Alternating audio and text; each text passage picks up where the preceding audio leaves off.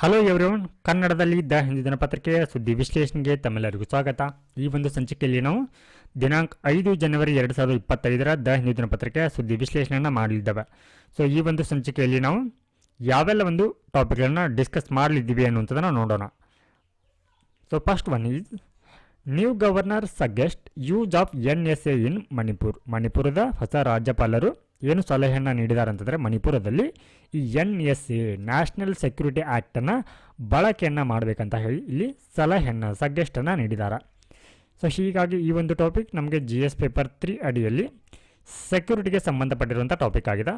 And the next one is why public health nutrition policy need precise targeting. ಅಂದರೆ ಏನು ಸಾರ್ವಜನಿಕ ಆರೋಗ್ಯ ಈ ಪೋಷಕಾಂಶ ನೀತಿಗಳಿಂದ ಸೊ ಇವುಗಳು ಏಕೆ ಒಂದು ಪ್ರಿಸೈಸ್ ಟಾರ್ಗೆಟಿಂಗ್ ಅನ್ನುವಂಥದ್ದು ಇವುಗಳಿಗೆ ಅಂದರೆ ಒಂದು ನಿಗದಿತವಾದಂಥ ಗುರಿಗಳು ಅನ್ನುವಂಥದ್ದು ಇವುಗಳಿಗೆ ಬೇಕಾಗಿದೆ ಅನ್ನುವಂಥದ್ದನ್ನು ಈ ಒಂದು ಆರ್ಟಿಕಲಲ್ಲಿ ನಾವು ಡಿಸ್ಕಸ್ಸನ್ನು ಮಾಡಲಿದ್ದೇವೆ. ಸೊ ಈ ಒಂದು ಟಾಪಿಕ್ GS ಪೇಪರ್ 2 ಅಡಿಯಲ್ಲಿ ಹೆಲ್ತ್ಗೆ ಸಂಬಂಧಪಟ್ಟಿರುವಂಥ ಟಾಪಿಕ್ ಆಗಿದೆ. And the next one is 20 injured in Tamil Nadu post jallikattu of 2025. ಏನು ತಮಿಳುನಾಡಿನ ಏನು 2025 ಒಂದು ಮೊದಲನೇ ಜಲ್ಲಿಕಟ್ಟು ಏನು ನಡೆದಿದೆ, ಸೊ ಇದರಲ್ಲಿ ಸುಮಾರು 20 ಜನರಿಗೆ ಗಾಯಗಳಾಗಿದೆ ಅನ್ನುವಂಥದ್ದನ್ನು ಇಲ್ಲಿ ಹೇಳ್ತಾರೆ. ಸೊ ಹೀಗಾಗಿ ಈ ಒಂದು ಟಾಪಿಕ್ GS ಪೇಪರ್ 1 ಅಡಿಯಲ್ಲಿ ಆರ್ಟ್ ಆ್ಯಂಡ್ ಕಲ್ಚರ್ಗೆ ಸಂಬಂಧಪಟ್ಟಿರುವಂಥ ಟಾಪಿಕ್ ಆಗಿದೆ. And the next one is Chidambaram doyen of nuclear programme no more. So ಇಲ್ಲಿ ನ್ಯೂಕ್ಲಿಯರ್ ಸೈಂಟಿಸ್ಟ್ ಆಗಿರುವಂಥ ಚಿದಂಬರಂ ಅವರು ನಿಧನರಾಗಿದ್ದಾರೆ. ಸೊ ಇವರ ಕುರಿತು ನಾವು ಸೈನ್ಸ್ ಆ್ಯಂಡ್ ಟೆಕ್ನಾಲಜಿಯಲ್ಲಿ ಸ್ಟಡಿಯನ್ನು ಮಾಡ್ತೀವಿ. ಸೊ ಇದು GS ಪೇಪರ್ 3 ಅಡಿಯಲ್ಲಿ ಇಂಪಾರ್ಟೆಂಟ್ ಆಗುತ್ತೆ. And the next one is India forest cover growing in up. ಅಂದರೆ ಏನು ಇತ್ತೀಚೆಗೆ ಈ ಒಂದು ಭಾರತದ ಒಂದು ಅರಣ್ಯ ಸ್ಥಿತಿಗತಿ ಕುರಿತು ಏನು ವರದಿಯನ್ನು ರಿಲೀಸ್ ಮಾಡಿದರು, ಅದರ ಹಿನ್ನೆಲೆಯಿರುವಂಥ ಒಂದು ಟಾಪಿಕ್ ಆಗಿದೆ. ಸೊ ಇದು GS ಪೇಪರ್ 1 ಅಡಿಯಲ್ಲಿ ಜಿಯೋಗ್ರಫಿಗೆ ಸಂಬಂಧಪಟ್ಟಿರುವಂಥ ಟಾಪಿಕ್ ಆಗಿದೆ. And the next one is why was the no detention policy rolled back. ಅಂದರೆ ಏನು ಈ ನೋ ಡಿಟೆನ್ಷನ್ ಪಾಲಿಸಿ ಅನ್ನುವಂಥದ್ದು ಏನಿದೆ, ಸೊ ಇದನ್ನು ಯಾಕೆ ಮರು ಜಾರಿಗೆಗೊಳಿಸಲಾಗಿತ್ತು ಅನ್ನುವಂಥದ್ದು. ಸೊ ಇದು GS ಪೇಪರ್ 2 ಅಡಿಯಲ್ಲಿ ಎಜುಕೇಷನ್ಗೆ ಸಂಬಂಧಪಟ್ಟಿರುವಂಥ ಟಾಪಿಕ್ ಆಗಿದೆ. And the next one is why is rupee weakening against dollar. ಭಾರತದ ರೂಪಾಯಿ ಏನಿದೆ ಇದು ಡಾಲರ್ ಎದುರು ಏಕೆ ದುರ್ಬಲಗೊಳ್ತಾ ಇದೆ, ವೀಕ್ ಆಗ್ತಾ ಇದೆ ಅನ್ನುವಂಥದ್ದನ್ನು ಈ ಒಂದು ಆರ್ಟಿಕಲಲ್ಲಿ ಹೇಳಿದ್ದಾರೆ. ಸೊ ಈ ಒಂದು ಟಾಪಿಕ್ GS ಪೇಪರ್ 3 ಅಡಿಯಲ್ಲಿ ಎಕಾನಮಿಗೆ ಸಂಬಂಧಪಟ್ಟಿರುವಂಥ ಟಾಪಿಕ್ ಆಗಿದೆ.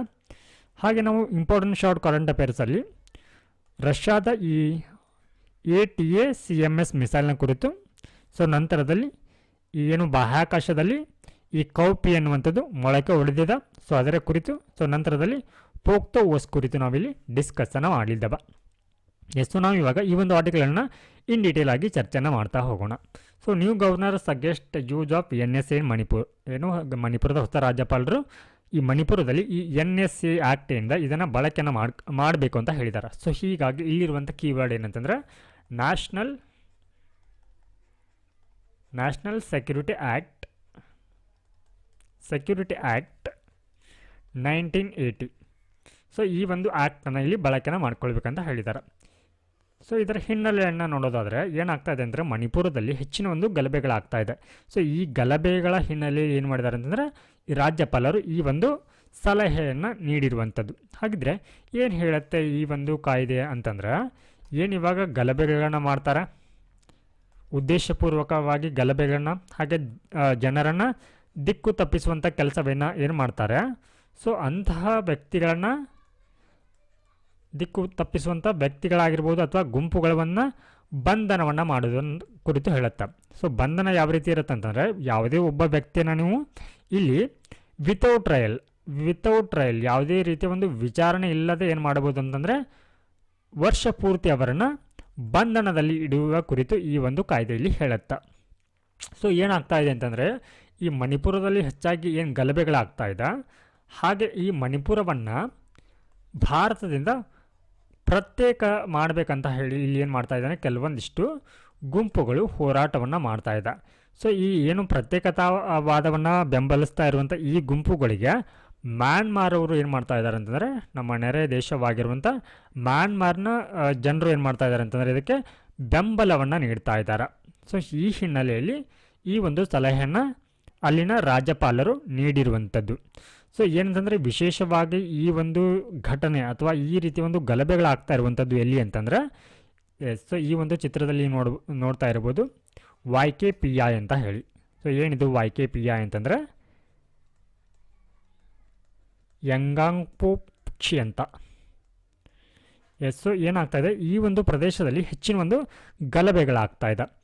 ಯಾಕೆ ಅಂತಂದರೆ ಏನು ಈ ಒಂದು ಪ್ರದೇಶ ಇದೆ, ಸೊ ಇದು ಈ ಮಣಿಪುರದ ಕಣಿವೆ ಮತ್ತು ಈ ಬೆಟ್ಟ ಪ್ರದೇಶಗಳು ಏನು ಬರುತ್ತೆ ಅಂದರೆ ಈ ಕುಕ್ಕಿ ಮತ್ತು ಈ ಮೈತೈ ಜನಕಟ್ಟ ಪ್ರದೇಶ ವಾಸಿಸುವಂಥ ಏನು ಸ್ಥಳಗಳಿವೆ ಇವೆರಡೂ ಕೂಡ ಸೊ ಈ ಒಂದು ಪ್ರದೇಶಗಳ ನಡುವಿನ ಒಂದು ಬಫರ್ ಝೋನ್ ಆಗಿ ಕಂಡುಬರುತ್ತೆ, ತಟಸ್ಥ ವಲಯವಾಗಿ. ಸೊ ಹೀಗಾಗಿ ಏನಾಗ್ತಾ ಇದೆ ಅಂದರೆ ತಟಸ್ಥ ವಲಯವಾಗಿರೋದ್ರಿಂದ ಈ ಒಂದು ಪ್ರದೇಶದಲ್ಲಿ ಹೆಚ್ಚಿನ ಒಂದು ಗಲಭೆಗಳಾಗ್ತಾ ಇದೆ. ಏನು ಅಂತಂದರೆ 2020 ಒಂದು ಸಂದರ್ಭದಲ್ಲಿ 2024ರಲ್ಲಿ ಡಿಸೆಂಬರ್ 1 ಈ ತಿಂಗಳಲ್ಲಿ ಏನಾಗಿದೆ ಅಂದರೆ ಸುಮಾರು 24ರಿಂದ 50 ಬಾರಿ ಏನಾಗಿದೆ ಅಂತಂದರೆ ಗುಂಡಿನ ದಾಳಿಗಳಾಗಿದೆ. ಸೊ ಹೀಗಾಗಿ ಇದರ ಒಂದು ಇನ್ನೊಂದು ಇಂಪಾರ್ಟೆನ್ಸ್ ಏನಂತಂದರೆ ಯಾಕೆ ಈ ಒಂದು ಪ್ರದೇಶದಲ್ಲಿನ ಶಾಂತಿ ಅನ್ನುವಂಥದ್ದು ಈ ಮಣಿಪುರಕ್ಕೆ ಇಂಪಾರ್ಟೆಂಟ್ ಆಗಿದೆ ಅಂತಂದರೆ ಏನು ಈ ಒಂದು ಪ್ರದೇಶ ಇದೆ, ಸೊ ಈ ಒಂದು ಪ್ರದೇಶದ ಸುತ್ತ ನ್ಯಾಷನಲ್ ಹೈವೇ 202 ಅನ್ನುವಂಥದ್ದು ಹಾದು ಹೋಗುತ್ತೆ. ಸೊ ಈ ಒಂದು ಹೈವೇ ಇಂಫಾಲ್ ಮತ್ತು ಉಕ್ರೂಲ್ ಅನ್ನುವಂಥ ಪ್ರದೇಶವನ್ನು ಕನೆಕ್ಟ್ ಮಾಡುತ್ತೆ. ಹಾಗೆ ಏನು 2023ರಲ್ಲಿ ಈ ಕುಕಿ ಜೋ ಮತ್ತು ಈ ಮೈತೈ ಬುಡಕಟ್ಟು ನಡುವೆ ಏನು ಸಮುದಾಯದ ನಡುವೆ ಹಿಂಸಾಚಾರ ಆಗತ್ತೆ. ಸೊ ಈ ಒಂದು ಸಂದರ್ಭದಲ್ಲಿ ಏನಾಗತ್ತೆ ಅಂದರೆ ಈ ಒಂದು ಪ್ರದೇಶದಲ್ಲಿ ಯಾವುದು ಈ ಒಂದು ಯಾಂಗಾಂಗ್ಚೋ ಅನ್ನುವಂಥ ಏನು ಪ್ರದೇಶ ಏನಿದೆ, ಸೊ ಈ ಒಂದು ಪ್ರದೇಶದಲ್ಲಿ ಎರಡು ಒಂದು ಸಮುದಾಯದ ಜನರು ಏನು ಮಾಡ್ತಾರೆ ಅಂದರೆ ವಿಶೇಷವಾಗಿ ಈ ಒಂದು ಕುಕಿ ಜೋ ಜನಾಂಗ ಏನು ಮಾಡುತ್ತೆ ಅಂದರೆ ಇಲ್ಲಿ ಆ ಒಂದು ಬಂಕರ್ಗಳನ್ನು ಸ್ಥಾಪನೆಯನ್ನು ಮಾಡುತ್ತೆ. ಸೊ ಏನು ಈ ಬಂಕರನ್ನು ನಿರ್ಮಾಣವನ್ನು ಮಾಡಿರ್ತಾರೆ, ಸೊ ಇದನ್ನು CRPF ಅವರು ಅಲ್ಲಿನ ಭದ್ರತಾ ಸಿಬ್ಬಂದಿಗಳಾಗಿರುವಂಥ CRPF ಅವರು ಅದನ್ನು ಏನು ಮಾಡ್ತಾರೆ ಅಂತಂದರೆ ರಿಮೂವ್ ಮಾಡ್ತಾರೆ. ಸೊ ರಿಮೂವ್ ಮಾಡಿದ ನಂತರ ಏನಾಗುತ್ತೆ ಅಂತಂದರೆ ಇಲ್ಲಿನ ಸ್ಥಳೀಯರು ಏನಿರ್ತಾರೆ ಅಂದರೆ ಕುಕಿಜೋ ಬುಡಕಟ್ಟು ಸಮುದಾಯಕ್ಕೆ ಸಂಬಂಧಪಟ್ಟಿರುವಂಥ ಈ ಸ್ಥಳೀಯರು ಏನು ಮಾಡ್ತಾರೆ ಅಂತಂದರೆ ಅದನ್ನು ವಿರೋಧವನ್ನು ಮಾಡ್ತಾರೆ. ಸೊ ಈ ವಿರೋಧದ ಹಿನ್ನೆಲೆಯಲ್ಲಿ ಏನಾಗುತ್ತೆ ಅಂದರೆ ಈ CRPF ಮತ್ತು ಅಲ್ಲಿನ ಒಂದು ಸ್ಥಳೀಯರ ನಡುವೆ ಏನಾಗುತ್ತೆ ಅಂದರೆ ಒಂದಿಷ್ಟು ಚಕಮಕಿಗಳಾಗಿ ಅಲ್ಲಿ CRP ಸಿಬ್ಬಂದಿಗಳು ಇಲ್ಲಿ ಗಾಯಾಳುಗಳಾಗಿ ಕಂಡುಬರ್ತಾರೆ. ಸೊ ಈ ಹಿನ್ನೆಲೆಯಲ್ಲಿ ಏನಾಗ್ತಾ ಇದೆ ಅಂತಂದರೆ ಈ ಒಂದು ಸ್ಥಳ ಏನಿದೆ, ಸೊ ಈ ಸ್ಥಳ ಇಲ್ಲಿ ಕುಕಿಜೋ ಮತ್ತು ಈ ಮೈತೈ ಬಂಡಾಯ ಗುಂಪುಗಳೇನಿದೆ ಅದಕ್ಕೆ ಆಶ್ರಯವನ್ನು ನೀಡ್ತಾ ಇದೆ, ಅಥವಾ ಆ ಎರಡೂ ಒಂದು ಸಮುದಾಯಗಳ ನಡುವೆ ಒಂದು ತಟಸ್ಥ ವಲಯವಾಗಿ ಕಂಡುಬರ್ತಾ ಇದೆ. ಸೊ ಈ ಹಿನ್ನೆಲೆಯಲ್ಲಿ ಈ ಒಂದು ಆದೇಶವನ್ನು ನೀಡಿರುವಂಥದ್ದು. ನಾವು let us move to the next topic. Why public health nutrition policies need precise targeting. ಅಂದರೆ ಏನು ಸಾರ್ವಜನಿಕ ಆರೋಗ್ಯ ಪೋಷಕಾಂಶ ನೀತಿಗಳೇನಿದೆ ಇವುಗಳಿಗೆ ಯಾಕೆ ಒಂದು ನಿರ್ದಿಷ್ಟವಾದ ಗುರಿ ಅನ್ನುವಂಥದ್ದು ಬೇಕಾಗಿದೆ ಅನ್ನುವಂಥದ್ದನ್ನು ಈ ಒಂದು ಆರ್ಟಿಕಲಲ್ಲಿ ಹೇಳಿದ್ದಾರೆ. ಸೊ ಇದರ ಕುರಿತು ನಾವು ಇನ್ನೊಂದಿಷ್ಟು ಮಾಹಿತಿಯನ್ನು ತಿಳ್ಕೊಳ್ಳೋಣ. So global nutrition targets set by the world health assembly to. So ಅಂದರೆ ಏನು ಗ್ಲೋಬಲ್ ನ್ಯೂಟ್ರಿಷನ್ ಟಾರ್ಗೆಟ್ ಏನಿದೆ ಈ ಗುರಿಯನ್ನು ಯಾರು ಸೆಟ್ ಮಾಡಿದ್ದಾರೆ ಅಂತಂದರೆ ವರ್ಲ್ಡ್ ಹೆಲ್ತ್ ಅಸೆಂಬ್ಲಿಯವರು ಯಾವ ಒಂದು ಉದ್ದೇಶಕ್ಕಾಗಿ ಅಂತಂದರೆ to elevate maternal and child malnutrition. So ಅಂದರೆ ಈ ಮಕ್ಕಳು ಮತ್ತು ತಾಯಿಯಲ್ಲಿ ಏನಾಗ್ತಾ ಇದೆ ಈ ಅಪೌಷ್ಟಿಕತೆ ಅನ್ನುವಂಥದ್ದು ಅದನ್ನು ನಿರ್ಮೂಲನೆಯನ್ನು ಮಾಡುವಂಥ ಉದ್ದೇಶವನ್ನು ಇಟ್ಕೊಂಡಿದೆ. ಹಾಗೆ ಏನು ಈ 5 ವರ್ಷಕ್ಕಿಂತ ಒಂದು ಕಡಿಮೆ ವಯಸ್ಸಿನ ಮಕ್ಕಳಲ್ಲಿ ಏನು ಅಪೌಷ್ಟಿಕತೆ ಅನ್ನುವಂಥದ್ದು ಹೆಚ್ಚಾಗಿದೆ, ಸ್ಟಂಟಿಂಗ್ ಅಂತಂದರೆ ಈ ಕುಂಠಿತ ಬೆಳವಣಿಗೆ ಏನಾಗ್ತಾ ಇದೆ, ಸೊ ಇದನ್ನು ಪ್ರತಿಶತ 40ರಷ್ಟು ಇಳಿಕೆಯನ್ನು ಮಾಡುವಂಥ ಉದ್ದೇಶವನ್ನು ಇದು ಹೊಂದಿದೆ. ಹಾಗೆ ಏನು ಈ preventing increasing childhood over wait, ಏನು ಈ ಒಂದು ಸಂದರ್ಭದಲ್ಲಿ ಅಂದರೆ ಈ ಬಾಲ್ಯ ವ್ಯವಸ್ಥೆಯಲ್ಲಿ ಏನಾಗ್ತಾ ಇದೆ ಓವರ್ ವೇಟ್ ಅನ್ನುವಂಥದ್ದು ಕಂಡು ಬರ್ತಾ ಇದೆ. ಸೊ ಇದನ್ನು ಕಡಿಮೆ ಮಾಡುವಂಥ ಉದ್ದೇಶವನ್ನು ಈ ಒಂದು ವರ್ಲ್ಡ್ ಹೆಲ್ತ್ ಅಸೆಂಬ್ಲಿಯ ಈ ಗ್ಲೋಬಲ್ ನ್ಯೂಟ್ರಿಷನ್ ಟಾರ್ಗೆಟ್ ಅನ್ನುವಂಥದ್ದು ಹೊಂದಿದೆ. ಹಾಗೆ ಈ ಭಾರತದಲ್ಲಿ ಯಾವ ರೀತಿಯ ಒಂದು ಅನೇಮಿಯಾ ಚಾಲೆಂಜಸ್ಗಳು ಇದೆ ಅನ್ನುವಂಥದ್ದು ನೋಡೋಣ. ಅನೇಮಿಯಾ ಅಂತಂದರೆ ರಕ್ತಹೀನತೆ. ಸೊ ಸರ್ಕಾರ ಈ ಒಂದು ಅನೇಮಿಯಾವನ್ನು ಅಂದರೆ ರಕ್ತಹೀನತೆಯನ್ನು ಕಡಿಮೆ ಮಾಡಲಿಕ್ಕೆ ಹಲವಾರು ಒಂದು ಕ್ರಮಗಳನ್ನ ಕೈಗೊಂಡಿದ್ರು ಕೂಡ ಏನಾಗ್ತಾ ಇದೆ ಅಂತಂದ್ರೆ ಸೊ ಇದರ ಪ್ರಮಾಣ ಇಲ್ಲಿ ಹೆಚ್ಚಾಗ್ತಾ ಇದೆ ಅಂತ ಹೇಳಿ ಇತ್ತೀಚಿನ ಒಂದು ಸರ್ವೆ ಹೇಳಿರುವಂಥದ್ದು. ಏನು ಹೇಳಿದೆ ಸರ್ವೆ ಅಂತಂದರೆ only 1/3 of anaemia cases are due to iron deficiency. ಅಂದರೆ 1/3 ಏನು ಎನಿಮಿಯಾ ಕೇಸಸ್ಗಳು ಬರುತ್ತೆ ಅದರಲ್ಲಿ 1/3 ಏನಿದೆ ಅಂತಂದರೆ ಈ ಕಬ್ಬಿಣದ ಒಂದು ಕೊರತೆಯಿಂದ, ಕಬ್ಬಿಣದ ಪೋಷಕಾಂಶದ ಕೊರತೆಯಿಂದನೇ ಏನಾಗ್ತಾ ಇದೆ ಇಲ್ಲಿ ಅನೇಮಿಯಾ ಅನ್ನುವಂಥದ್ದು ಕಂಡುಬರ್ತಾ ಇದೆ ಅಂತ ಹೇಳಿ ಇತ್ತೀಚಿನ ಸರ್ವೆ ಹೇಳಿರುವಂಥದ್ದು. ಸೊ ನಂತರದಲ್ಲಿ ಈ ಮೇಜರ್ಮೆಂಟ್ ಇಶ್ಯೂ ಅಂದರೆ ರಕ್ತಹೀನತೆಯನ್ನು ಹೆಚ್ಚಿಸಲಿಕ್ಕೆ ಇಲ್ಲಿ ಸರಿಯಾದ ಪ್ರಮಾಣದ ಒಂದು ಈ ಡಯಾಗ್ನೋಸ್ಟಿಕ್ ಅನ್ನುವಂಥದ್ದು ಆಗ್ತಾ ಇಲ್ಲ, ಅಂದರೆ ತಪಾಸಣೆಗೆ ಇಲ್ಲಿ ಒಳಪಡಿಸ್ತಾ ಇಲ್ಲ ಅಂತ ಅನ್ನುವಂಥ ಅಂಶವನ್ನು ಇದು ಹೇಳಿದೆ. ಹಾಗೆ ಇಲ್ಲಿ stunting and early intervention. So ಇಲ್ಲಿ ಸ್ಟಂಟಿಂಗ್ ಅನ್ನುವಂಥದ್ದು ಅಂತಂದರೆ ಕುಬ್ಜ ಬೆಳವಣಿಗೆ ಅನ್ನುವಂಥದ್ದು ಆರಂಭಿಕ ಒಂದು ಹಂತಗಳಲ್ಲಿ, ಅಂದರೆ ಸ್ಟಂಟಿಂಗ್ ಪ್ರೈಮರ್ಲಿ ಸೊ ಯಾವಾಗ ಆಗುತ್ತೆ ಈ ಕುಬ್ಜ ಬೆಳವಣಿಗೆ ಅನ್ನುವಂಥದ್ದು within the first 2 years of life. ಏನು ಮಗು ಹುಟ್ಟಿರುತ್ತೆ ಆ ಮಗು ಹುಟ್ಟಿದ 2 ವರ್ಷಗಳಿಗಾಗಿ ಈ ರೀತಿ ಒಂದು ಬೆಳವಣಿಗೆ ಅನ್ನುವಂಥದ್ದು ಕಾಣಿಸಿಕೊಳ್ಳುತ್ತೆ. ಸೊ ಅದಾದ ನಂತರ over feeding after 2 years often result in increase the for rather than height. So ಏನಾಗುತ್ತೆ, ಮೊದಲ 2 ವರ್ಷಗಳಲ್ಲಿ ಕುಬ್ಜ ಬೆಳವಣಿಗೆ ಇರುತ್ತೆ, ಕುಬ್ಜತೆ ಅನ್ನುವಂಥದ್ದು ಇರುತ್ತೆ, ಅಂದರೆ ಯಾವುದೇ ರೀತಿ ಒಂದು ಬೆಳವಣಿಗೆ ಅನ್ನುವಂಥದ್ದು ಕಡಿಮೆ ಇರುತ್ತೆ. ಸೊ ಅದಾದ ನಂತರ ಓವರ್ ಫೀಡಿಂಗ್, ಅತಿಯಾದ ಆಹಾರವೇನು ನೀಡ್ತೀವಿ ನಾವು, ಸೊ ಆ ಸಂದರ್ಭದಲ್ಲಿ ಏನಾಗುತ್ತೆ ಅಂದರೆ ಇದು ವಯಸ್ಸಿಗೆ ತಕ್ಕನಾದಕ್ಕಿಂತ ಏನಾಗುತ್ತೆ ಇಲ್ಲಿ ಎತ್ತರದ ಬೆಳವಣಿಗೆ ಆಗುತ್ತೆ. ಈ ರೀತಿ ಒಂದು ಸಮಸ್ಯೆಗಳು ಇಲ್ಲಿ ಕಾಣಿಸಿಕೊಳ್ತಾ ಇದೆ. ಸೊ ಅದಾದ ನಂತರ ಇಲ್ಲಿ ಓವರ್ ವೀಟ್, ಅತಿಯಾದ ಒಂದು ತೂಕ ಮತ್ತು ಮೆಟಬಾಲಿಕ್ ರಿಸ್ಕ್, ಅಂದರೆ ಚಯಾಪಚಯ ಕ್ರಿಯೆಗಳಿಗೆ ಸಂಬಂಧಪಟ್ಟಂತೆ ಯಾವ ರೀತಿ ಸಮಸ್ಯೆಗಳು ಅನ್ನುವಂಥದ್ದು ಕಾಡ್ತಾ ಇದೆ ಅಂತಂದರೆ ಇಲ್ಲಿ nearly 50% of Indian childrens aged 5 to 15 years face metabolic risk. So ಏನು ಈ 5 ರಿಂದ 19 ವರ್ಷದ ಮಕ್ಕಳಿಗೆ ಸುಮಾರು 50% ಏನಾಗಿದೆ ಅಂತಂದರೆ ಈ ಚಯಾಪಚಯ ಕ್ರಿಯೆಗಳಿಗೆ ಸಂಬಂಧಪಟ್ಟಂತೆ ಸಮಸ್ಯೆಗಳು ಕಾಡ್ತಾ ಇದೆ ಅನ್ನುವಂಥದ್ದನ್ನು ಸೊ ಈ ಒಂದು ವರದಿಯಲ್ಲಿ ಹೇಳಲಾಗಿದೆ. ನಾವು let us move on to the next topic. 20 injured in Tamil Nadu post jallikattu of 2025. So ಇಲ್ಲಿರುವಂಥ ಕೀವರ್ಡ್ ಏನು ಅಂತಂದರೆ ಜಲ್ಲಿಕಟ್ಟು.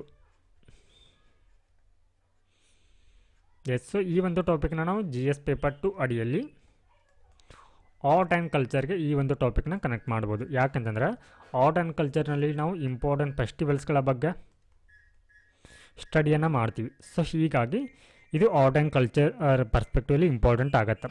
ಸೊ ಏನಕ್ಕೆ ಅಂತಂದರೆ ಈ ಒಂದು ಟಾಪಿಕ್ ಏನಕ್ಕೆ ಸುದ್ದಿಯಲ್ಲಿದೆ ಅಂತಂದರೆ ಇತ್ತೀಚೆಗೆ ಈ ಒಂದು ತಮಿಳುನಾಡಿನಲ್ಲಿ ನಡೆದಿರುವಂಥ ಈ ಜಲ್ಲಿಕಟ್ಟು ಏನಿದೆ, ಸೊ ತಮಿಳುನಾಡಿನ ಪುದುಕೊಟ್ಟೈ ಜಿಲ್ಲೆ, ಪುದುಕೊಟ್ಟೈ ಜಿಲ್ಲೆ. ಸೊ ಈ ಒಂದು ಜಿಲ್ಲೆಯಲ್ಲಿ ಏನಾಗಿದೆ ಅಂತಂದರೆ ಈ ಒಂದು ಆಚರಣೆ ನಡೆದಿರುವಂಥದ್ದು, ಜಲ್ಲಿಕಟ್ಟು ಅನ್ನುವಂಥದ್ದು ಕ್ರೀಡೆ ನಡೆದಿರುವಂಥದ್ದು. ಸೊ ಈ ಒಂದು ಸಂದರ್ಭದಲ್ಲಿ ಏನಾಗಿದೆ ಅಂತಂದರೆ ಸುಮಾರು 20 ಜನರಿಗೆ ಗಾಯ ಆಗಿದೆ. ಹಾಗೆ ಏನು ಈ ಒಂದು ಕ್ರೀಡೆಯಲ್ಲಿ ಬಳಸ್ತಾರೆ ಈ ಬುಲ್ ಏನಿರುತ್ತೆ ಅದಕ್ಕೂ ಕೂಡ ಗಾಯ ಆಗಿರುವಂಥದ್ದು. ಸೊ ಈ ಹಿನ್ನೆಲೆಯಲ್ಲಿ ನಾವು ಈ ಒಂದು ಜಲ್ಲಿಕಟ್ಟು ಬಗ್ಗೆ ತಿಳ್ಕೊಳ್ಳೋದಾದರೆ, ಸೊ ಈ ಜಲ್ಲಿಕಟ್ಟು ಅನ್ನುವಂಥದ್ದು ಏನಾಗಿದೆ ಅಂದರೆ ಈ ತಮಿಳುನಾಡಿನ ಒಂದು ದೇಶಿ ಕ್ರೀಡೆಯಾಗಿದೆ, ದೇಶಿ ಕ್ರೀಡೆ. ಸೊ ಇದನ್ನು ಯಾವಾಗ ಆಚರಣೆಯನ್ನು ಮಾಡ್ತಾರೆ ಅಂತಂದರೆ ಏನು ಸುಗ್ಗಿ ಹಬ್ಬವಾಗಿರುವಂಥ ಪೊಂಗಲ್ ವೇಳೆ ಈ ಒಂದು ಆಚರಣೆಯನ್ನು ಮಾಡ್ತಾರೆ. ಅಂದರೆ ಇಲ್ಲಿ ಎತ್ತುಗಳನ್ನ ಏನು ಮಾಡಿಸ್ತಾರೆ ಅಂತಂದರೆ ಪಳಗಿಸುವ ಒಂದು ಜಲ್ಲಿಕಟ್ಟು ಕ್ರೀಡೆಯನ್ನು ಆಯೋಜನೆಯನ್ನು ಮಾಡ್ತಾರೆ. ಸೊ ಈ ಹಿಂದೆ ಸುಪ್ರೀಂ ಕೋರ್ಟ್ ಇದನ್ನು ಈ ಒಂದು ಪ್ರಾಣಿಗಳ ಹಿಂಸೆ ಆಗತ್ತೆ ಅನ್ನುವಂಥ ಕಾರಣವನ್ನು ಇಟ್ಕೊಂಡು ಇದನ್ನು ನಿಷೇಧವನ್ನು ಕೂಡ ಮಾಡಿರುತ್ತೆ. ಆದರೆ ಇಲ್ಲಿ ಅಲ್ಲಿನ ಒಂದು ತಮಿಳುನಾಡು ಸರ್ಕಾರ ಏನಿದೆ ಅದನ್ನು ಒಂದು ಕಾನೂನಿನ ಒಂದು ಸಮರದ ಮೂಲಕ, ಹೋರಾಟದ ಮೂಲಕ ಮತ್ತೆ ಏನು ಮಾಡುತ್ತೆ ಆ ಒಂದು ಆಚರಣೆಯನ್ನು ಜಾರಿಗೆ ತೆಗೆದುಕೊಂಡು ಬರುತ್ತೆ. ನಾವು let us move on to the next topic. Chidambaram doyen of nuclear programme no more. So ಇಲ್ಲಿರುವಂಥ ಕೀವರ್ಡ್ ಆರ್ ಚಿದಂಬರಂ.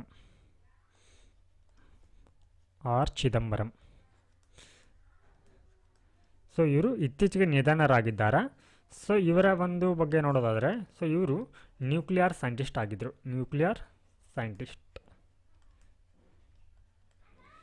ಪರಮಾಣು ವಿಜ್ಞಾನಿ ಆಗಿದ್ದರು. ಇವರ ಒಂದು ಸಾಧನೆಗಳನ್ನ ನೋಡೋದಾದರೆ, ಇವರ ಒಂದು ಅಚೀವ್ಮೆಂಟ್ಸ್ಗಳನ್ನ ನೋಡೋದಾದರೆ, ಸೊ ಇವರು ಏನು ಈ ಅಟೋಮಿಕ್ ಎನರ್ಜಿ ಕಮಿಷನ್ ಏನು ಬರುತ್ತೆ ಇದರ ಚೇರ್ಮನ್ ಕೂಡ ಆಗಿದ್ದರು ಇವರು. ಸೊ ನಂತರದಲ್ಲಿ ಭಾರತ ಏನು 2 ಬಾರಿ ಏನು ಈ ಪರಮಾಣು ಪರೀಕ್ಷೆಯನ್ನು ಮಾಡುತ್ತಾ.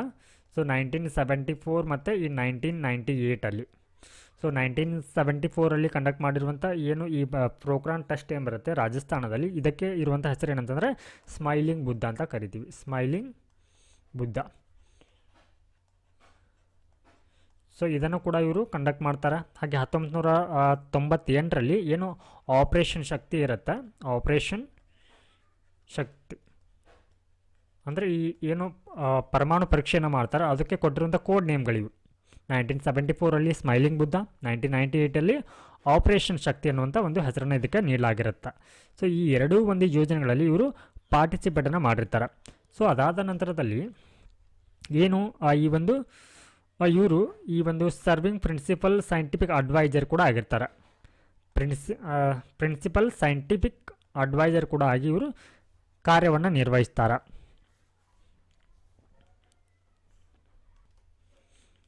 ನಾವು let us move to the next topic.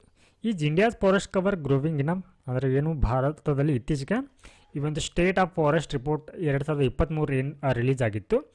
ಇವರು ಹೇಳುವ ಪ್ರಕಾರ ಏನಂತಂದರೆ ಭಾರತದಲ್ಲಿ ಈ ಒಂದು ಅರಣ್ಯ ಕವರ್ ಅನ್ನೋ ಫಾರೆಸ್ಟ್ ಕವರ್ ಅನ್ನುವಂಥದ್ದು ಮತ್ತು ಟ್ರೀ ಕವರ್ ಅನ್ನುವಂಥದ್ದು ಹೆಚ್ಚಾಗಿದೆ ಅಂತ ಏನು ವರದಿಯನ್ನು ನೀಡಿತ್ತು. ಸೊ ಅದು ನಿಜವಾಗ್ಲೂ ಏರಿಕೆ ಆಗಿದೆಯಾ ಅನ್ನುವಂಥದ್ದನ್ನು ಈ ಒಂದು ಆರ್ಟಿಕಲಲ್ಲಿ ಡಿಸ್ಕಸ್ನ ಮಾಡಿದ್ದಾರೆ. ಎಸ್ ಎಫ್ ಆರ್ ಅಂತಂದರೆ ಸ್ಟೇಟ್ ಆಫ್ ಫಾರೆಸ್ಟ್ ರಿಪೋರ್ಟ್ 2023 ಏನಿದೆ. ಸೊ ಇದನ್ನು ಬೈಎನ್ನಿಯಲ್ ಅಂದರೆ 2 ವರ್ಷಗಳಿಗೊಮ್ಮೆ ಈ ರೀತಿ ಒಂದು ವರದಿಯನ್ನು ರಿಲೀಸನ್ನು ಮಾಡ್ತಾರೆ. ಹಾಗಿದ್ರೆ ಈ ಒಂದು ವರದಿಯಲ್ಲಿರುವಂತಹ ಪ್ರಮುಖ ಅಂಶಗಳ ಬಗ್ಗೆ ನೋಡೋದಾದರೆ, according to SFR 2023, 25.17% of India's area is under forest and tree cover. ಭಾರತದ ಭೌಗೋಳಿಕ ವ್ಯಾಪ್ತಿ ಏನಿದೆ ಅದರಲ್ಲಿ ಪ್ರತಿಶತ 25.17%ನಷ್ಟು ಫಾರೆಸ್ಟ್ ಕವರ್ ಮತ್ತು ಟ್ರೀ ಕವರ್ ಇದೆ ಅಂತ ಹೇಳಿ ಈ ಒಂದು ವರದಿ ಹೇಳ್ತಾ ಇದೆ. ಸೊ ಇಲ್ಲಿ the national forest policy 1998. So ಈ ಒಂದು ಪಾಲಿಸಿ ಏನು ಹೇಳುತ್ತಂದ್ರೆ, ಸೊ ಇಲ್ಲಿ ಭಾರತದ ಏನು ಈ ಜಿಯೋಗ್ರಫಿಕಲ್ ಏರಿಯಾ ಏನಿದೆ ಸೊ ಅದರಲ್ಲಿ 33%ನಷ್ಟು ಗ್ರೀನ್ ಕವರ್ ಇರಬೇಕು, ಅಂದರೆ ಅರಣ್ಯ ಇರಬೇಕು ಅಂತ ಹೇಳಿ ಈ ಒಂದು ವರದಿ ಹೇಳುತ್ತೆ. ಸೊ ಹಾಗೆ ಯಾವೆಲ್ಲ ಒಂದು ರಾಜ್ಯಗಳಲ್ಲಿ ಇಲ್ಲಿ ಅರಣ್ಯದ ಪ್ರದೇಶ ಹೆಚ್ಚಾಗಿದೆ ಅಂತಂದರೆ ಛತ್ತೀಸ್ಗಢ, ಉತ್ತರ ಪ್ರದೇಶ್ ಮತ್ತು ಒಡಿಶಾದಲ್ಲಿ ಏನಾಗಿದೆ ಅಂತಂದರೆ ಫಾರೆಸ್ಟ್ ಕವರ್ ಅನ್ನೋಂಥದ್ದು ಇನ್ಕ್ರೀಸ್ ಆಗಿದೆ ಅಂತ ಹೇಳ್ತಾ ಇದೆ. ಹಾಗೆ ಮಧ್ಯಪ್ರದೇಶ್, ಕರ್ನಾಟಕ, ಲಡಾಖ್ ಮತ್ತು ನಾಗಾಲ್ಯಾಂಡ್ನಲ್ಲಿ ಇಲ್ಲಿ ಏನಾಗಿದೆ ಫಾರೆಸ್ಟ್ ಕವರ್ ಅನ್ನೋಂಥದ್ದು ಡ್ರಾಪ್ ಆಗಿದೆ, ಕಡಿಮೆ ಆಗಿದೆ ಅನ್ನುವಂಥದ್ದನ್ನು ಇಲ್ಲಿ ಹೇಳಿದ್ದಾರೆ. ಸೊ ಹಾಗಿದ್ರೆ ಇಲ್ಲಿ ಗ್ರೀನ್ ಕವರ್ ಅಂತಂದರೆ ಏನು ಅನ್ನುವಂಥದ್ದು ನೋಡೋದಾದರೆ, so forest cover in India means an area of hectare or more with tree canopy of more than hectare equal to 10% irrespective of ownership and legal status. ಅಂದರೆ ಇಲ್ಲಿ ಹೆಕ್ಟೇರ್ಗಿಂತ ಆ ಒಂದು ಪ್ರದೇಶದಲ್ಲಿ ಹೆಕ್ಟೇರ್ಗಿಂತ ಹೆಚ್ಚಾಗಿರುವಂಥ ಅಂದರೆ with a tree canopy of more than 10%, ಅಲ್ಲಿನ ಹಸಿರು ಹೊದಿಕೆ ಅನ್ನುವಂಥದ್ದು ಈಕ್ವಲ್ ಆಗಿರಬೇಕು ಅಥವಾ ಮೋರ್ ದ್ಯಾನ್ 10%ಗಿಂತ ಹೆಚ್ಚಿಗೆ ಇದ್ದರೆ ಅದನ್ನು ಗ್ರೀನ್ ಕವರ್ ಅಂತ ಕನ್ಸಿಡರ್ನ ಮಾಡಲಾಗುತ್ತೆ. ಸೊ ಅದಾದ ನಂತರದಲ್ಲಿ ಟ್ರೀ ಕವರ್ ಅಂತಂದರೆ ಏನು?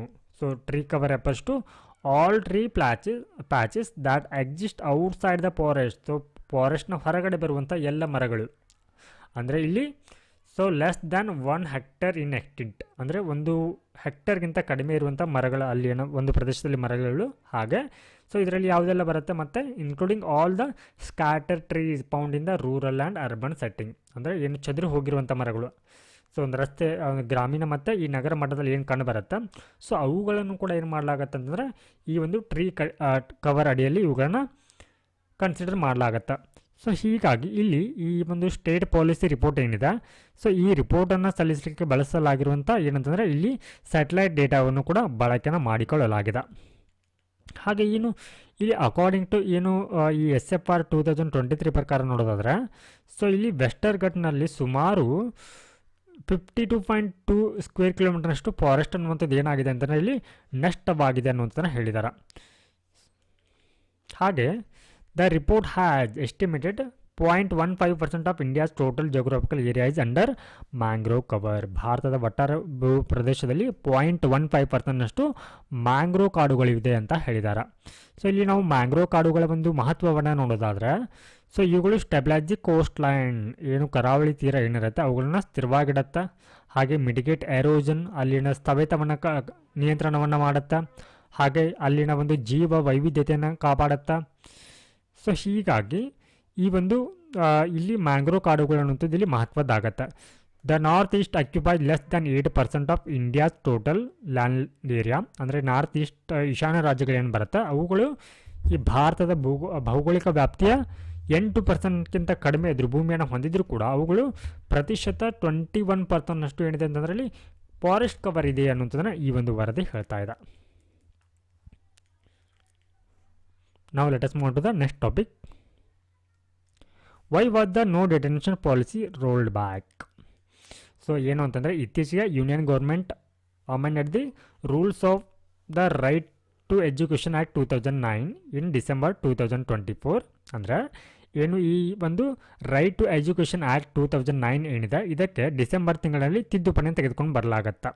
ಸೊ ಈ ಮೂಲಕ ಏನು ಅಂತಂದ್ರೆ ಏನು ಬದಲಾವಣೆಯನ್ನು ತರಲಾಗತ್ತೆ ಅಂತಂದ್ರೆ to allow schools to detain students in classes 5 and 8 if they are unable to meet promotion criteria after year. ಅಂದರೆ ಏನು ಇವಾಗ ಈ 5 ಮತ್ತು 8ನೇ ತರಗತಿ ವಿದ್ಯಾರ್ಥಿಗಳು ವಾರ್ಷಿಕ ಪರೀಕ್ಷೆಯಲ್ಲಿ ಏನಾದರೂ ಅನುತ್ತೀರ್ಣರಾದರೆ ಅವರನ್ನು ಮತ್ತೆ ಅದೇ ತರಗತಿಯಲ್ಲಿ ಉಳಿಸಿಕೊಳ್ಳುವಂಥ ಒಂದು ನೀತಿ ಇದು. ಅಂದರೆ ಅವರಿಗೆ ಮತ್ತೆ 2 ತಿಂಗಳು ಬಿಟ್ಟ ನಂತರ ಏನು ಮಾಡಲಾಗತ್ತೆ, ಇಲ್ಲಿ ಎಕ್ಸಾಮನ್ನು ಕಂಡಕ್ಟ್ ಮಾಡಲಾಗತ್ತೆ. ಇನ್ ಕೇಸ್ ಅದರಲ್ಲೂ ಕೂಡ ಅವರು ಅನುತ್ತೀರ್ಣರಾದರೆ ಅವರನ್ನು ಅದೇ ತರಗತಿಯಲ್ಲಿ ಮುಂದುವರಿಸಿಕೊಂಡು ಹೋಗಲಾಗತ್ತೆ ಅನ್ನುವಂಥ ಒಂದು ನೀತಿನ ಅಥವಾ ಒಂದು ತಿದ್ದುಪಡಿಯ ನಿಯಮವನ್ನು ಜಾರಿಗೆ ತೆಗೆದುಕೊಂಡು ಬರುತ್ತೆ.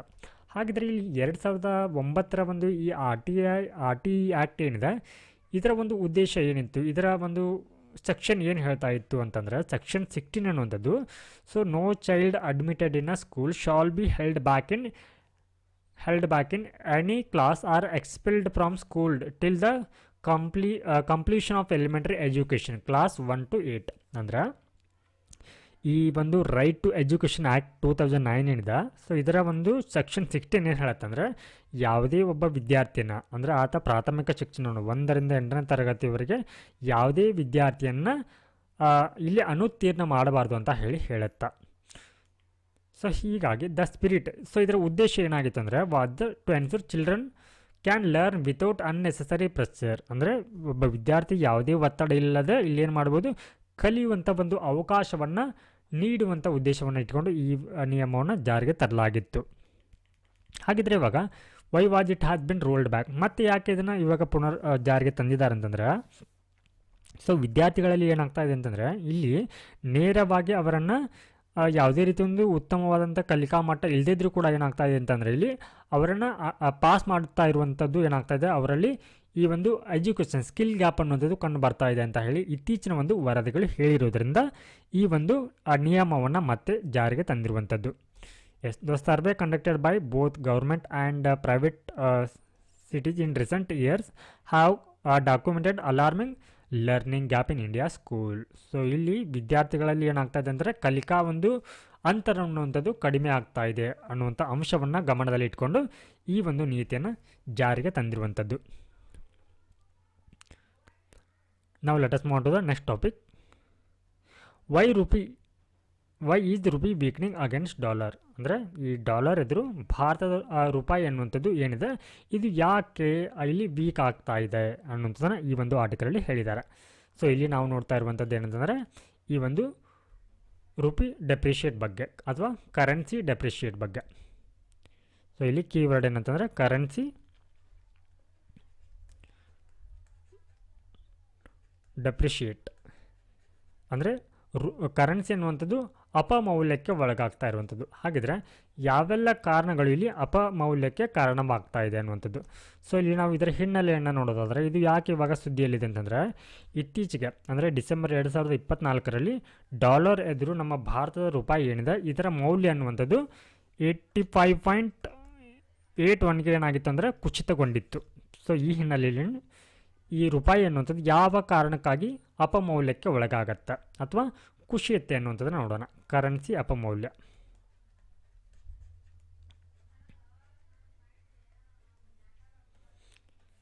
ಸೊ ಈ ಒಂದು ಕರೆನ್ಸಿ ಅಪಮೌಲ್ಯ ಅನ್ನುವಂಥದ್ದು 2 ಕಾರಣಗಳಿಂದ ಆಗತ್ತೆ. ಸೊ ಮೊದಲನೇದಾಗಿ ಇಲ್ಲಿ ಜಾಗತಿಕ ಕಾರಣಗಳು, ಸೊ ನಂತರದಲ್ಲಿ ದೇಶೀಯ ಒಂದು ಕಾರಣಗಳು. ಅಂದರೆ ಜಾಗತಿಕ ಮಟ್ಟದಲ್ಲಿ ಆಗುವಂಥ ಒಂದು ಕಾರಣಗಳಿಂದನೂ ಕೂಡ ಏನಾಗುತ್ತೆ ಕರೆನ್ಸಿ ಅಪಮೌಲ್ಯ ಅನ್ನುವಂಥದ್ದು ಆಗತ್ತೆ.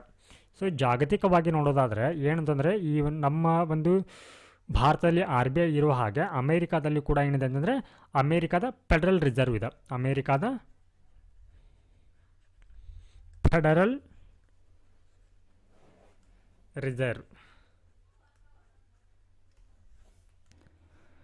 ಸೊ ಇದು ಅಮೇರಿಕಾದಲ್ಲಿ ಹಣದುಬ್ಬರವನ್ನು ಕಡಿಮೆ ಮಾಡಲಿಕ್ಕೆ, ಅಂದರೆ ಇನ್ಫ್ಲೇಷನ್ ಏನಿರುತ್ತೆ ಆ ಹಣದುಬ್ಬರವನ್ನು ಕಡಿಮೆ ಮಾಡಲಿಕ್ಕೆ ಸೊ ಇದು ಅಲ್ಲಿನ ಒಂದು ಬಡ್ಡಿ ದರವನ್ನು ಏನು ಮಾಡುತ್ತೆ, ಬಡ್ಡಿ ದರವನ್ನು ಹೆಚ್ಚಿಸುತ್ತೆ.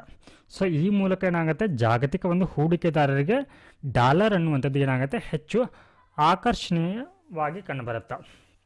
ಸೊ ಅದಾದ ನಂತರದಲ್ಲಿ ಇಲ್ಲಿ ಹೂಡಿಕೆಯನ್ನು ಹೆಚ್ಚಿಸಲಿಕ್ಕೆ ಏನು ಮಾಡಲಾಗತ್ತೆ, ತೆರಿಗೆ ಕಡಿತವನ್ನು ಕೂಡ ಮಾಡಲಾಗತ್ತೆ. ಏನು ಈ ರೀತಿಯ ಒಂದು ತೆರಿಗೆ ಕಡಿತವನ್ನು ಮಾಡುತ್ತೆ. ಸೊ ಇದರಲ್ಲಿ ರೂಪಾಯಿ ಸೇರಿದಂತೆ ಏನಾಗುತ್ತೆ, ಇತರ ಒಂದು ಕರೆನ್ಸಿಯ ಮೇಲೆ ಒತ್ತಡ ಅನ್ನುವಂಥದ್ದು ಹೆಚ್ಚಾಗುತ್ತೆ. ಸೊ ಈ ಒಂದು ಕಾರಣಗಳಿಗಾಗಿ ಕರೆನ್ಸಿ ಅನ್ನೋಂಥದ್ದು ಅಪಮೌಲ್ಯಕ್ಕೆ ಒಳಗಾಗತ್ತೆ. ಸೊ ನಂತರದಲ್ಲಿ ನಾವು ದೇಶೀಯ ಒಂದು ಕಾರಣಗಳನ್ನ ನೋಡೋದಾದರೆ, ದೇಶೀಯ ಕಾರಣಗಳು ಅಂದರೆ ಭಾರತದಲ್ಲಿ ಆಗುವಂಥ ಯಾವೆಲ್ಲ ಕಾರಣಗಳು ನಮ್ಮ ಈ ಒಂದು ಕರೆನ್ಸಿಯ ಅಪಮೌಲ್ಯಕ್ಕೆ ಕಾರಣಗಳಾಗತ್ತೆ ಅಂತಂದರೆ, ಮೊದಲನೇದಾಗಿ ವ್ಯಾಪಾರದ ಕೊರತೆ ಅನ್ನುವಂಥದ್ದು ಯಾವ ಕಾರಣಕ್ಕಾಗಿ ಆಗುತ್ತೆ ಅಂದರೆ, ಬಹುಮುಖ್ಯವಾಗಿ ನಮ್ಮ ರಫ್ತು ಅನ್ನುವಂಥದ್ದು ಆಮದಿಗಿಂತ ಕಡಿಮೆ ಇದ್ದರೆ ಏನಾಗುತ್ತೆ, ಸೊ ಈ ರೀತಿ ಒಂದು ವ್ಯಾಪಾರದ ಕೊರತೆ ಅನ್ನುವಂಥದ್ದು ಆಗುತ್ತೆ. ಸೊ ಯಾಕೆ ಅಂತಂದರೆ, ನಾವು ಹೆಚ್ಚಾಗಿ ಏನು ಕಚ್ಚಾ ತೈಲಗಳನ್ನ ಖರೀದಿಯನ್ನು ಮಾಡ್ತಾ ಇದ್ದೀವಿ. ಸೊ ಈ ಕಚ್ಚಾ ತೈಲವನ್ನು ಖರೀದಿ ಮಾಡುವಂಥ ಸಂದರ್ಭದಲ್ಲಿ ಇವುಗಳನ್ನು ನಾವು ಅವರಿಗೆ ಡಾಲರ್ ಲೆಕ್ಕದಲ್ಲಿ ಅವರಿಗೆ ಪಾವತಿಯನ್ನು ಮಾಡಬೇಕಾಗತ್ತೆ. ಸೊ ಈ ಹಿನ್ನೆಲೆಯಲ್ಲಿ ಕೂಡ ಏನಾಗುತ್ತೆ, ವ್ಯಾಪಾರದ ಕೊರತೆ ಆದರೂ ಕೂಡ ಇಲ್ಲಿ ಈ ಒಂದು ರೂಪಾಯಿಯ ಅಪಮೌಲ್ಯ ಅನ್ನುವಂಥದ್ದು ಆಗುತ್ತೆ. ಸೊ ನಂತರದಲ್ಲಿ ಬಹುಮುಖ್ಯ ಕಾರಣ ಏನಂತಂದರೆ, ಭಾರತದಲ್ಲಿ ಉಂಟಾಗುವಂಥ ಹಣದುಬ್ಬರ. ಸೊ ನಂತರದಲ್ಲಿ ಭಾರತದಲ್ಲಿನ ರಾಜಕೀಯ ಪರಿಸ್ಥಿತಿ ಕೂಡ ಏನಾಗುತ್ತೆ, ಈ ರೂಪಾಯಿಯ ಅಪಮೌಲ್ಯಕ್ಕೆ ಕಾರಣ ಆಗತ್ತೆ. ಯಾವ ರೀತಿ ಅಂದರೆ, ಭಾರತದಲ್ಲಿ ಏನಾದರೂ ರಾಜಕೀಯ ಸ್ಥಿತಿ ಅನ್ನುವಂಥದ್ದು ಸ್ಥಿರವಾಗಿದ್ದರೆ ಏನಾಗುತ್ತೆ, ಭಾರತದಲ್ಲಿ FDI ಅನ್ನುವಂಥದ್ದು ಏನಾಗುತ್ತೆ, ಹೆಚ್ಚಾಗ್ತಾ ಹೋಗುತ್ತೆ. ಸೊ FDI ಇಲ್ಲಿ ಇನ್ಕ್ರೀಸ್ ಆದರೆ ಏನಾಗುತ್ತೆ, ಮತ್ತು ವ್ಯಾಪಾರದಲ್ಲಿ ಅಥವಾ ಈ ಒಂದು ರೂಪಾಯಿಯ ಮೌಲ್ಯದಲ್ಲಿ ಏನಾಗುತ್ತೆ, ಹೆಚ್ಚಳ ಆಗತ್ತೆ. ಸೊ ಹೀಗಾಗಿ ರಾಜಕೀಯ ಪರಿಸ್ಥಿತಿ ಅಥವಾ ಸ್ಥಿತಿಗತಿ ಅನ್ನುವಂಥದ್ದು ಕೂಡ ಇಲ್ಲಿ ಮಹತ್ವದ್ದಾಗತ್ತೆ. ಸೊ ನಂತರದಲ್ಲಿ ಬಹುಮುಖ್ಯವಾಗಿರುವಂಥದ್ದು ಬಡ್ಡಿ ದರ. ಸೊ ಇಲ್ಲಿ ಬಡ್ಡಿ ದರ ಅನ್ನುವಂಥದ್ದು ಹೆಚ್ಚಿರುತ್ತೆ, ಸೊ ಅಲ್ಲಿ ಹೂಡಿಕೆನ ಮಾಡಲಾಗತ್ತೆ. ಸೊ ನಂತರದಲ್ಲಿ FDI ವಿದೇಶಿ ನೇರ ಹೂಡಿಕೆ ಅನ್ನುವಂಥದ್ದು. ಸೊ ಇಲ್ಲಿ ಎಲ್ಲಿ FDI ಅನ್ನುವಂಥದ್ದು ಹೆಚ್ಚಾಗಿರುತ್ತೆ, ಅಲ್ಲಿ ಏನಾಗುತ್ತೆ, ಕರೆನ್ಸಿ ಮೌಲ್ಯ ಕೂಡ ಏನಾಗುತ್ತೆ, ಬಲವರ್ಧನೆಗೊಳ್ಳುತ್ತೆ.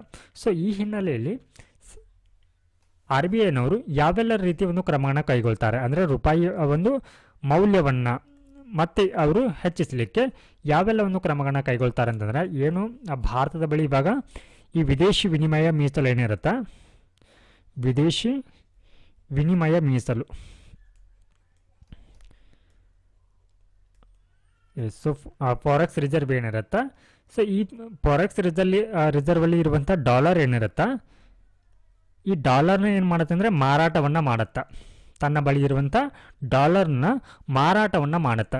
ಸೊ ಈ ಮೂಲಕ ಏನಾಗುತ್ತೆ, ಮಾರುಕಟ್ಟೆಯಲ್ಲಿ ಈ ಒಂದು ಡಾಲರ್ಗಳ ಲಭ್ಯತೆ ಅನ್ನುವಂಥದ್ದು ಹೆಚ್ಚಾಗತ್ತೆ. ಸೊ ಡಾಲರ್ಗಳ ಪೂರೈಕೆ ಹೆಚ್ಚಾಗೋದ್ರಿಂದ ಏನಾಗುತ್ತೆ ಅಂದರೆ, ಈ ಡಾಲರ್ಗೆ ಇರುವಂಥ ಏನು ಬೇಡಿಕೆ ಅನ್ನುವಂಥದ್ದು ಏನಾಗುತ್ತೆ, ಕಡಿಮೆ ಆಗುತ್ತೆ. ಸೊ ಹೀಗಾಗಿ ಏನಾಗುತ್ತೆ, ಸೊ ಇಲ್ಲಿ ಇದರ ಮೌಲ್ಯವನ್ನು ಕಡಿಮೆ ಮಾಡಿ ಮತ್ತೆ ಇಲ್ಲಿ ಕರೆನ್ಸಿಯ ಮೌಲ್ಯವನ್ನು ಇಲ್ಲಿ ಹೆಚ್ಚಿಸಲಿಕ್ಕೆ ಇದು ಸಹಾಯಕವಾಗುತ್ತೆ. ಸೊ ನಂತರದಲ್ಲಿ ಏನು ಮಾಡ್ಬೋದು ಅಂತಂದರೆ, ಬಡ್ಡಿ ದರದಲ್ಲಿ ಕೂಡ ಬದಲಾವಣೆಯನ್ನು ಮಾಡಬಹುದು. ಅಂದರೆ ಹೂಡಿಕೆಯನ್ನು ಹೆಚ್ಚಿಸಲಿಕ್ಕೆ ಬಡ್ಡಿ ದರದಲ್ಲಿ ಏನು ಮಾಡಬಹುದು, ಹೆಚ್ಚಳವನ್ನು ಮಾಡುವ ಮೂಲಕ ಈ ರೀತಿಯ ಒಂದು ರೂಪಾಯಿಯ ಒಂದು ಅಪಮೌಲ್ಯವನ್ನು ನಾವಿಲ್ಲಿ ತಡೆಗಟ್ಟಬಹುದಾಗದ. ಸೊ ನಂತರದಲ್ಲಿ ಈ ಒಂದು ಕರೆನ್ಸಿ ಏನಾದರೂ ಅಪಮೌಲ್ಯಕ್ಕೆ ಒಳಗಾದರೆ, ಸೊ ಇದರಿಂದ ಆಗುವಂಥ ಪರಿಣಾಮಗಳೇನು ಅನ್ನೋದನ್ನು ನೋಡೋಣ. ಪರಿಣಾಮಗಳು ಸೊ ಏನಾಗುತ್ತೆ ಅಂತಾರೆ, ಇಲ್ಲಿ ನಾವು ಏನು ಅವಶ್ಯವಾದಂಥ ಅವಶ್ಯಕ ವಸ್ತುಗಳು ಏನಿರುತ್ತೆ, ಸೊ ಈ ಅವಶ್ಯಕ ವಸ್ತುಗಳ ಬೆಲೆ ಏನಾಗತ್ತೆ ಅಂದರೆ ಆಮದು ವೆಚ್ಚ ಏನಾಗುತ್ತೆ, ಹೆಚ್ಚಾಗತ್ತೆ. ಆಮದು ವೆಚ್ಚ ಏನು ನಾವು ಹೆಚ್ಚಾಗಿ ಇವಾಗ ಕ್ರೂಡ್ ಆಯಿಲ್ ಅಥವಾ ಕಚ್ಚಾ ಒಂದು ತೈಲವನ್ನು ಖರೀದಿ ಏನು ಮಾಡ್ತೀವಿ, ಆ ಒಂದು ವೆಚ್ಚ ಏನಾಗುತ್ತೆ, ಇಲ್ಲಿ ಆಮದಿನ ವೆಚ್ಚ ಏನಾಗುತ್ತೆ, ಹೆಚ್ಚಾಗತ್ತೆ.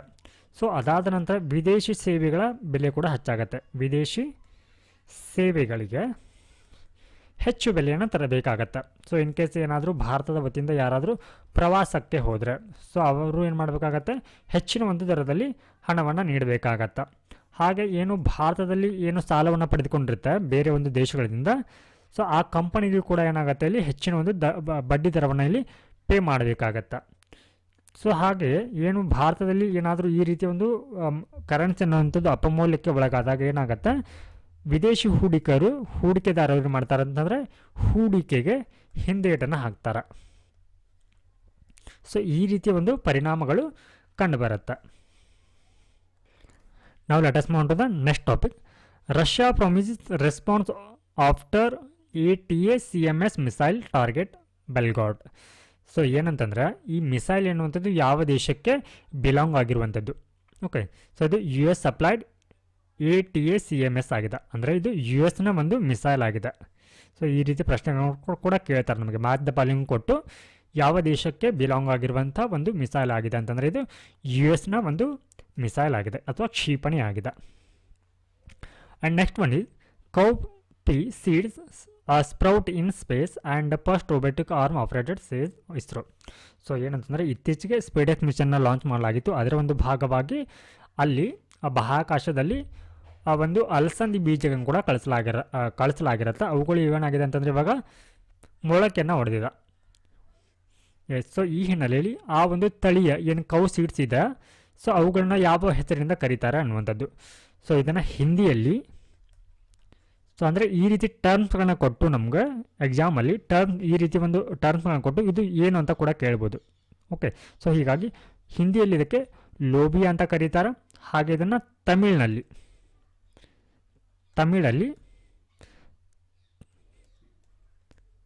ತಟ್ಟ ಪಾಯರು ಅಂತ ಕರೀತಾರೆ. ತಟ್ಟ ಪಾಯರು ಇನ್ ತಮಿಳ್.